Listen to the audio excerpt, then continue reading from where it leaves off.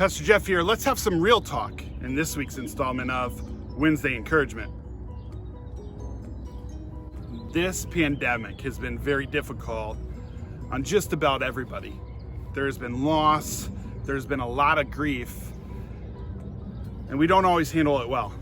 What I mean by that is we're often not honest with how we're feeling or allowing others to be honest with how they're feeling in the midst of grief and loss.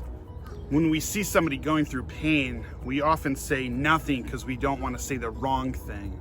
Or we say something that comes across sugarcoating their experience. What I'm saying is usually we are afraid to be messy with one another.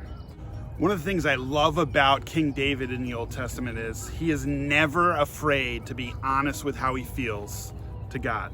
One such occasion is Psalm chapter 13. In verses 1-3 we read, "How long, Lord, will you forget me forever? How long will you hide your face from me? How long must I wrestle with my thoughts, and day after day have sorrow in my heart? How long will my enemies triumph over me? Look on me and answer, Lord my God, give light to my eyes, or I will sleep in death." I believe in showing reverence to God. He created me. I owe him my life, but I also know that he created me, and so he understands my pain and can handle when life gets messy for me. A few years ago, I was asked to do a funeral for a baby that was born premature and then died. I honestly can't remember what I said, but in my mind, it wasn't great because I was struggling. I was struggling because I realized I was mad at God for the death of this little one.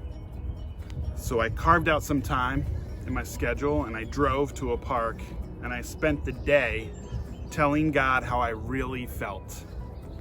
The words that came out of my mouth that day would not be considered appropriate in most churches, let alone for most pastors.